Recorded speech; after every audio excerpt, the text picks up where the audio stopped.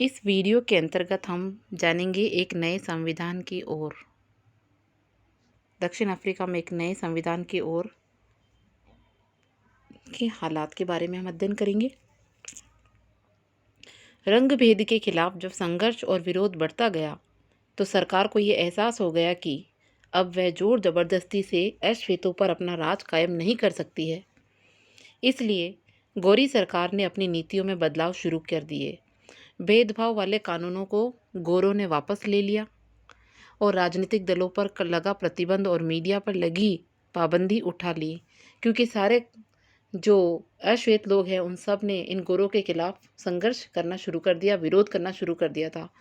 तो गोरों ने जो है अपने प्रतिबंध और अपने मीडिया पर लगी पाबंदियां हटा ली। 28 वर्ष तक जेल में कैद रखने के बाद नेल्सन मंडेला को आज़ाद कर दिया गया था।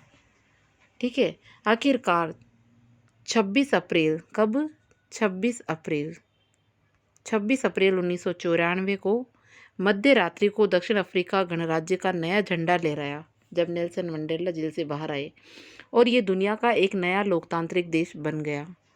ठीक है, रंग भेद वाली शासन व्यवस्था समाप्त हुई और सभी नस्ल के लोगों की मिलीजुली सरकार के गठन का रास्ता खुल गया। ये सब कैसे हुआ? आइए इस असाधारण बदलाव के बाद नए दक्षिण अफ्रीका के पहले राष्ट्रपति नेल्सन मंडेला के मुंह से ये बातें हम जानते हैं।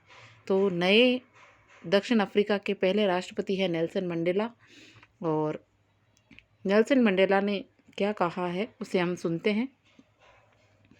ऐतिहासिक रूप से एक दूसरे के दुश्मन रहे दो समूह रंग भेद वाली शासन व्यवस्था की जगह शांति पूर्ण ढंग से लोकतांत्रिक व्यवस्था अपनाने पर सहमत हो गए, क्योंकि दोनों एक दूसरे की बल मन साहत पर भरोसा था और वे इसे मानने को तैयार थे।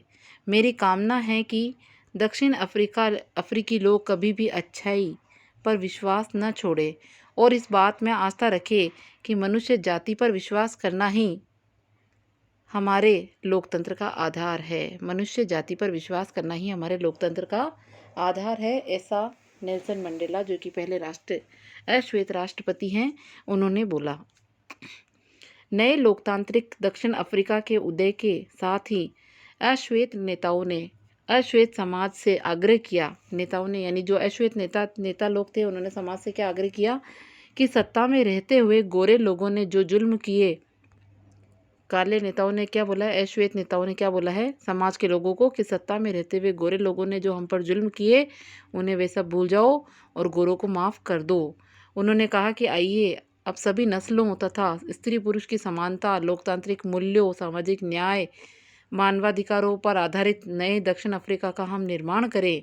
एक पार्टी ने दमन और नृशंस हत्याओं के जोर पर शासन किया था, दूसरी पार्टी ने आज़ादी की लड़ाई की अगुवाई की थी। नए संविधान के निर्माण में दोनों ही साथ साथ बैठी हैं। तो ये कह रहे हैं कि पुरानी बातों को भूल जाओ और एक नए संविधान, एक नए दक्षिण अफ्रीका की ओर आगे बढ़ो। अब आप इस कार्टून में एक प्रश्न देखकर प्रश्न सुने, इसका क्या कह रही है ये कि अगर दक्षिण अफ्रीका के बहुसंख्यक काले लोगों ने गोरों से अपने दमन और शोषण का बदला लेने का निश्चय किया होता तो क्या होता? बिल्कुल सही प्रश्न है, क्योंकि अश्वेत लोग यानी काले लोग बहुत ज़्यादा थे और गोरे लोग कम थे। फिर भी गोरे लोग काले लोगों के ऊपर यानी अश्वेत लोगों के ऊपर जो है बच्चों शोषण कर रहे थे और उनके लिए तरह तरह के उन्होंने होर्डिंग लगा रखे थे, अपमानजनक भाषा का वो प्रयोग कर रहे थे, क्योंकि उस समय बहुसंख्यक जो काले लोग हैं उन्होंने अपनी असली शक्ति को नहीं पहचाना। ठीक है, इसी वजह से वो सब कुछ सहन करते रहे। काले और गोरे के बीच का जो भेदभाव है उसे वो बर्दाश्त करते रहे। लेकिन अगर इन काले लोगों ने अपनी स्ट्रेंथ का पता लगा लिया होता और अपनी बहुसंख्यकता का पता लगा लिया होता और अगर वो गोरों के पीछे पड़ जाते या दमन और शोषण का बदला लेने का उन्होंने निश्चय कर लिया होता, तो निश्चय ही ये गोरे दक्षिण अफ्रीका में नहीं रहते और ये अपनी सीमाओं में भाग चुके होते। ठीक है, लेकिन यहाँ अब जो हालात है नेल्सन मंडेला के राष्ट्रपति बनने के बाद, अब हालात ये है कि गोरे और काले दोनों ही साथ रह रहे हैं, रंगीन चमड़ी वाले भी वहीं पर रह रहे हैं। तो अब ये सब कुछ भूलकर उनको माफ़ करके एक नया दक्षिण अफ्रीका का निर्माण और एक नया संविधान बनाने की तैयारी में है, जो कि देश के लिए और लोगों के लिए और लोकतंत्र के मूल्यों के लिए, समानता के लिए, सामाजिक न्याय और मानव अधिकारों की जीत है। यही बात आपको समझनी है। ठीक है, अब ये दोनों एक संविधान बनाने के लिए साथ में बैठे हैं। तो नेल्सन मंडेला का जो लास्ट में लाइन उसने बोली थी कि मनुष्य जाति पर विश्वास करना ही लोकतंत्र का आधार है, यही बात आप ध्यान रखें। ठीक है, आज के दक्षिण अफ्रीका की सोच को उजागर करती है। आज का दक्षिण अफ्रीका खुद को इंद्रधनुषी देश मानता है, कहता है। आप बता सकते हैं क्यों? क्योंकि आप अभी पहले इसके पैराग्राफ के पार्ट के बारे में पढ़ते हैं हम, उसके बाद इस प्रश्न का जवाब हम देंगे। 2 वर्षों की चर्चा और बहस के बाद उन्होंने जो संविधान बनाया, वैसा अच्छा संविधान दुनिया में कभी नहीं बना। इस संविधान में नागरिकों को जितने अधिक व्यापक अधिकार दिए, उतने दुनिया के किसी भी संविधान में नहीं दिए गए। साथ ही उन्होंने फैसला भी किया कि मुश्किल मामलों के समाधान की कोशिशों में किसी को भी अलग नहीं किया जाएगा, न ही किसी को बुरा और दुष्ट मानव बर्ताव किया जाएगा। इस बात पर सहमति बनी कि पहले जो भी कुछ किया हो, लेकिन अब हर समस्या के समाधान में हम सब की भागीदारी होगी। अब हम सब, काले गोरे रंगीन चमड़ी वाले, सब मिलकर के भागीदारी निभाएंगे और मिलकर के सभी समस्याओं का सामना मिलकर करेंगे। तो दक्षिण अफ्रीका संविधान की प्रस्तावना ही इस भावना को खूबसूरत ढंग से व्यक्त करती है। तो संविधान की जो प्रस्तावना है वो वास्तव में बहुत सुंदर है। प्रश्न नंबर 30 पर हम देखेंगे, दक्षिण अफ्रीका संविधान से दुनिया भर के लोकतांत्रिक लोग प्रेरणा लेते हैं। ठीक है, बहुत अच्छा संविधान बना इनका। 1994 तक जिस देश की दुनिया भर में अलोकतांत्रिक तौर तरीकों के लिए निंदा की जाती थी, आज लोकतंत्र के मॉडल में दक्षिण अफ्रीका को देखा जाता है।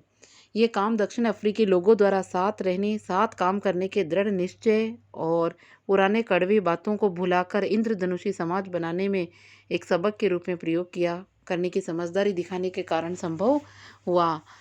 एक बार फिर नेल्सन मंडेला के शब्दों में ही ये बातें समझें। नेल्सन मंडेला ने क्या बोला है? दक्षिण अफ्रीका का जो संविधान है वो इतिहास और भविष्य दोनों की बातें करता है। एक तरफ तो ये पवित्र समझौता है कि दक्षिण अफ्रीका के रूप में हम एक दूसरे से ये वादा करते हैं कि हम अपनी रंगभेदी, क्रूर और दमनकारी इतिहास को फिर से दोहराने की अनुमति नहीं देंगे। पर बात इतनी ही नहीं है, यह अपने देश को इसके सभी लोगों द्वारा वास्तविक अर्थों में साझा करने का एक घोषणा पत्र भी है। श्वेत और अश्वेत, स्त्री और पुरुष, ये देश पूर्ण रूप से अब हम सबका है, किसी एक का नहीं है। और यही बात इन्होंने समझौते के रूप में, एक पवित्र समझौते के रूप में अपनाई है, एक दूसरे से वादा किया है। रंगभेदी, क्रूर, दमनकारी इतिहास को भूलने की इन्होंने कही है और उसे भविष्य में फिर से कभी नहीं दोहराएंगे। ये देश हम सबका है, यही बात इन्होंने मानी है।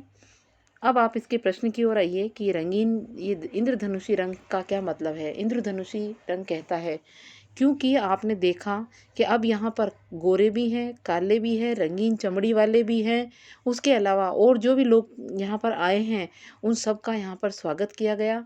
उन सभी लोगों के लिए यहाँ पर न्याय, कानून, समानता, लोकतांत्रिक मूल्य सब बराबर रख दिए। तो सभी भिन्न भिन्न प्रकार के लोग यहाँ रह रहे हैं, वो भी समानता, प्रेम पूर्वक लोकतंत्र की मजबूती को बनाए रखने का एक बहुत बढ़िया उदाहरण दक्षिण अफ्रीका बन गया है। इसलिए आज की तारीख में ये एक इंद्रधनुषी देश बन गया है। ठीक है, फिर आगे देखिए, क्या दक्षिण अफ्रीका के स्वतंत्रता संग्राम से आपको भारतीय राष्ट्रीय आंदोलन की याद आई? इन बिंदुओं के दोनों संघर्षों में समानता और असमानता बताइए। विभिन्न समुदायों के बीच संबंध, नेतृत्व गांधी जी और मंडेला। बिल्कुल, दक्षिण अफ्रीका में जहाँ नेल्सन मंडेला ने ये नेतृत्व उठाया और देश के राष्ट्रपति बने पहले अश्वेत, वहीं अगर आप गांधी जी की बात करें तो गांधी जी ने भी हमारे स्वतंत्रता आंदोलन में महत्वपूर्ण भूमिका निभाई है बच्चों। और गांधी जी भी हमारे राष्ट्र पिता है, हमारे नेशनल हीरो है हमारे गांधी जी, जिन्होंने अहिंसा की लाठी के बल पे हमारे देश को आज़ादी दिलाई। ठीक है, संघर्ष का नेतृत्व करने वाली पार्टी नेशनल अफ्रीकी कांग्रेस और भारतीय राष्ट्रीय कांग्रेस जैसी इन्होंने पार्टियां बनाई। संघर्ष का तरीका, गांधी जी का संघर्ष का तरीका आपको पता है, अहिंसा परमो धर्म। अहिंसा यानी कोई भी हिंसा नहीं करेगा। अहिंसा के बल पर गांधी जी ने जो है भारत को आज़ादी दिलाई है। वहीं नेल्सन मंडेला ने भी अपने धैर्य और अपने आत्मविश्वास के बल के आधार पे लोकतंत्र को ध्यान में रखते हुए, मूल्यों को, समानता को ध्यान में रखते हुए, शांति को महत्व देते हुए जो है संघर्ष किया और संघर्ष का ये तरीका रंग भी लाया।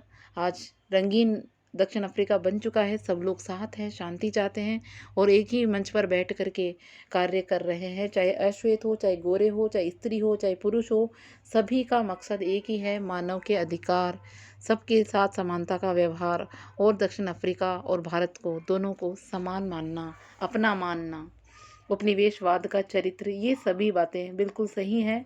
समानता और असमानता हम जान चुके हैं।